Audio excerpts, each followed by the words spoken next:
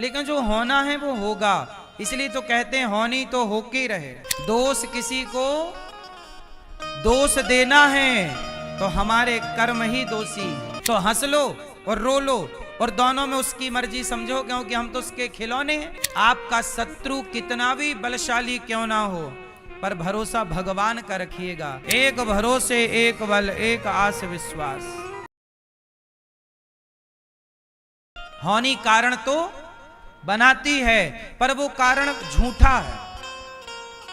जो होनी होनी थी हो गई, कारण तो रहेगा कोई ना कोई। सारी जिंदगी फिर आप कहते रहिए किसी किसी को, लेकिन जो होना है वो होगा। इसलिए तो कहते हैं होनी तो होके रहे, अनहोनी ना होए। जो होना है वो होगा और जो नहीं होना वो नहीं होगा। अब उदाहरण से देख लीजिए, जब हमारे अहमदाबाद में एक प्लेन हादसा हुआ पिछली गर्मी में, तो आपने देखा कि प्लेन हादसा हुआ, सारे यात्री समाप्त हो गए थे, जल गए थे, पर एक जिंदा रह गया था। क्या मतलब हुआ? इसका मतलब यह हुआ कि जो होना है वो तो होना है, पर उसकी मौत नहीं थी तो वो सब जल गए, पर वो रह गया और उसका बाल भी नहीं जला, एक रोमा भी नहीं जला, और इतनी आग थी कि लोहा पिघल गया था, सब कंकाल हो गए थे, पर एक नहीं जला। इसका मतलब यह है कि भगवान जिसे बचाना चाहेंगे वो आकाश से गिर के भी बच जाएगा, और नहीं बचाना चाहेंगे तो बिस्तर में पड़ा पड़ा चला जाएगा। ये पूरा खेल सिस्टमैटिक चल रहा है। इसलिए आप विधि के खेल को समझिए और मन लगा के अपना ईमानदारी से कार्य करते रहिए। दोष किसी को ना दीजिए। दोष किसी को दोष देना है तो हमारे कर्म ही दोषी हैं। किसी बात का जिम्मेदार यदि कोई है तो आप स्वयं जिम्मेदार हैं उस चीज के। हमारे बुरे काम का जिम्मेदार मैं खुद हूं और मेरे अच्छे कार्य के जिम्मेदार भगवान है। भगवान की कृपा है। अच्छा होए तो भगवान को दे दो और बुरा होए तो खुद अपने ऊपर ले लो। लेकिन आप उल्टा करते हैं, अच्छा हुआ तो मैंने किया और बुरा हुआ तो भगवान ने कर दिया।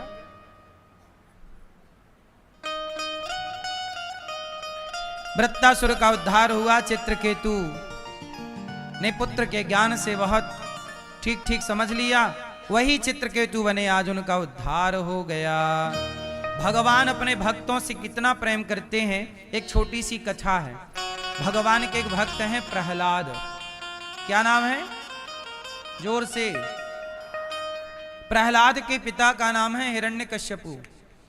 प्रहलाद जी के पिता बोल रहे हैं, बेटा हमारे दुश्मन विष्णु भगवान है, ये विष्णु हमारे दुश्मन है। प्रहलाद जी बोले, ना पिताजी, विष्णु दुश्मन नहीं हो सकते, वो तो भगवान है। प्रहलाद जी बहुत प्यारे बच्चे हैं, छोटे से। हिरण्यकश्यपु बोला, जाओ तुम पढ़ लिख के आओ। पढ़ने गुरुकुल भेजा, पढ़ लिख करके आए। प्रहलाद जी से पूछा हिरण्यकश्यपु ने, क्या पढ़े हो? प्रहलाद जी ने कहा, पिताजी ये संसार भगवान का खेल है और हम सब ईश्वर के खिलौने हैं। ईश्वर खेल रहे हैं अपने आनंद के लिए। बोलो हाँ। अच्छा ये बताओ, रामानंद सागर जी ने रामायण बनाई? बोलो हाँ। रामानंद सागर जी ने क्या बनाई? जो कोरोना काल में रामायण चली थी, रामानंद सागर। अब मुझे एक बात बताओ, उस रामायण में एक व्यक्ति हैं जिन्होंने राम का अभिनय किया, एक व्यक्ति हैं जिन्होंने रावण का अभिनय किया। अब बताओ, जिसने रावण का रोल निभाया उस रामायण में, क्या वो रावण है? आंसर दो। क्या वो रावण है? नहीं, वो राम के बहुत बड़े भक्त थे। अभी उनकी मृत्यु हो गई जो रावण का अभिनय किया। वो राम के भक्त थे, लेकिन उसमें उन्हें रोल मिला कि आपको राम को गाली देना है। वो अपना पात्र इतना बढ़िया निभाए कि आज तक उस रावण को याद किया जाता है।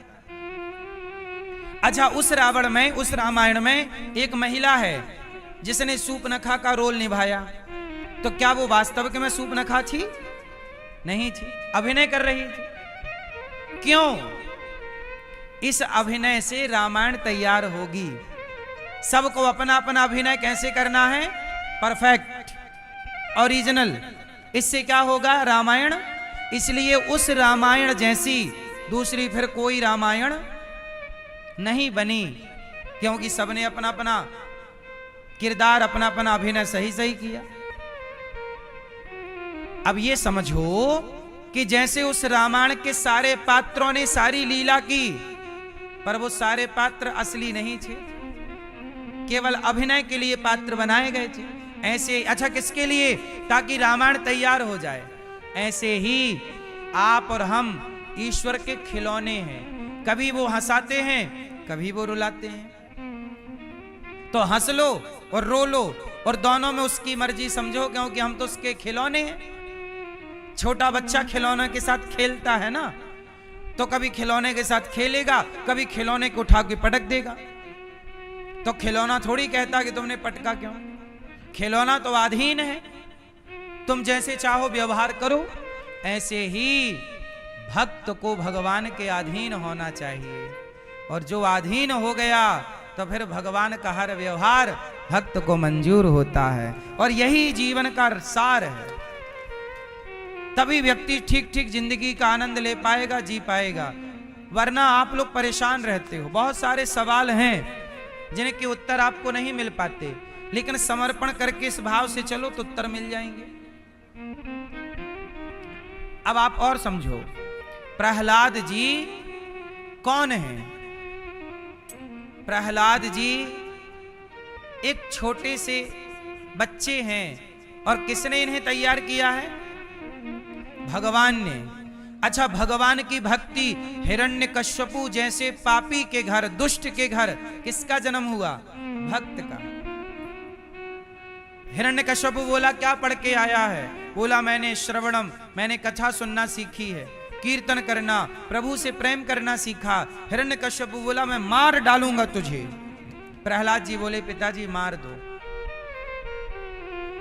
तुझे डर नहीं लगता मरने से?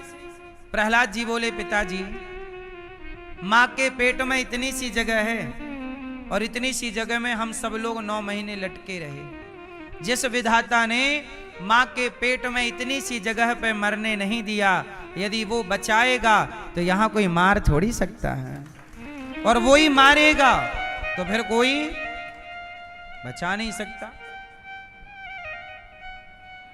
हिरण्यकश्यपु को बड़ा गुस्सा आया कि तू तो मेरे दुश्मन का गुणगान गा रहा है, विष्णु का गुणगान।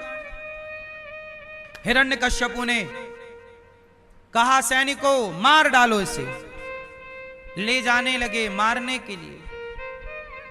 भाला घुसा रहे हैं, शरीर में घुस ही नहीं रहा है। तलवार से काट रहे हैं, कट ही नहीं रहे हैं। 1000 प्रयास पहाड़ से फेंक दिया, चोटी से, शिखर से, मर ही नहीं रहे हैं। क्यों? होलिका को फोन लगाया हिरण्यकश्यपु ने, होलिका बहन आओ, इस बच्चे को जला दो। लकड़ी की चिता बनाई, ऊपर होलिका बैठी प्रहलाद को लेकर। होलिका जल गई और प्रहलाद का बाल भी नहीं जला। इसलिए कहता हूं, आपका शत्रु कितना भी बलशाली क्यों ना हो, पर भरोसा भगवान का रखिएगा। भगवान रक्षक हैं तो बाल भी बांका नहीं कर सकता कोई। एक भरोसे, एक बल, एक आस विश्वास।